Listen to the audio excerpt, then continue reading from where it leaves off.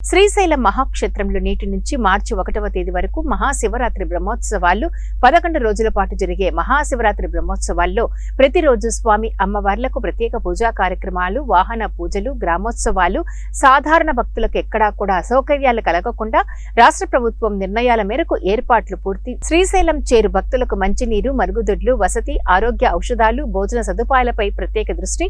అటవీ మార్గం గుండా శ్రీశైలం చేరుకునే భక్తులకు దేవస్థానం తరపున పెద్ద చెరువు, కైలాస ద్వారాల వద్ద వసతి, మంచినీరు, భోజన సదుపాయాలు ఏర్పాటు. మహాశివరాత్రి బ్రహ్మోత్సవాల సమయంలో 20 గంటల పాటు నిరంతరం భక్తులు స్వామి అమ్మవారిని దర్శించుకునే విధంగా నిర్ణయాలు తీసుకున్నారు.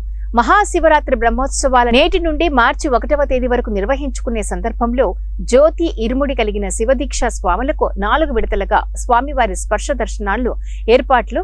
అలాగే విఐపి, వివిఐ, భక్తుల కోసం గేట్ నెంబర్ 2 నుంచి రోజుకు 4 విడతలుగా స్వామివారి అలంకార దర్శనం చేసుకునేందుకు ఏర్పాట్లను చేశారు.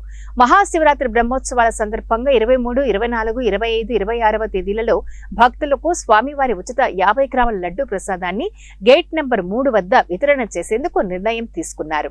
స్వామి అమ్మవార్ల దర్శనార్థం వేచి ఉన్న భక్తులకు పాలు, బిస్కెట్లు, అల్పాహారాలతో పాటు 300 ml నీటి బాటిల్ని ఇచ్చేందుకు నిర్ణయం తీసుకున్నారు.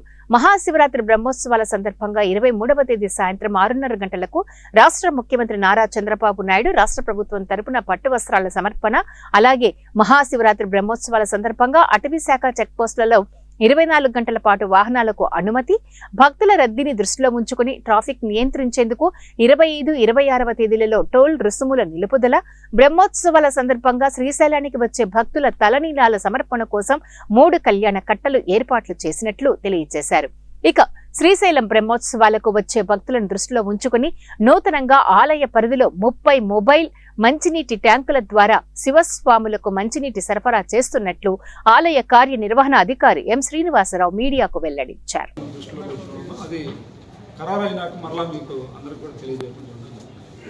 ఈ సందర్భంగా మీ ద్వారా భక్తులందరికీ చేసేటువంటి విజ్ఞప్తి ఏంటంటే, ఇక్కడ ఎన్ని ఏర్పాట్లు చేసినప్పటికి కూడా మరి భక్తులు వారి యొక్క అవసరాల మేరకు వచ్చినటువంటి భక్తులకి వీలైనంత వరకు మెరుగైన సౌకర్యాలు కల్పించడానికి దేవస్థానం తరఫున ఏర్పాట్లు చేయడం జరుగుతుంది.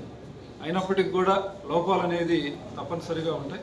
పెద్ద మనసుతోటి వచ్చినటువంటి భక్తులు స్వామి అమ్మవార్ల దర్శనానికి సంబంధించి ఏదైతే మీరు ఇంత దూరం వ్యయ ప్రయాసాలకు వచ్చి వస్తారో ఆ స్వామి అమ్మవార్ల దర్శనం కోసం మరి మీరు కొంత ఓర్పు, సహనంతో ఉండి దేవస్థానం వారితో సహకరించవలసింది. అదేవిధంగా మా సిబ్బంది అందరినీ కూడా భక్తుల పట్ల ఎటువంటి చిన్న అనుచితమైన ప్రవర్తన కానీ లేదా వారు చెప్పేటువంటి మాటలు ఎక్కడా కూడా భక్తులకి మరి నొచ్చుకునేటట్లుగా ఉండకూడదు అని చెప్పేసి క్లియర్ ఇన్స్ట్రక్షన్ చేయడం జరిగింది.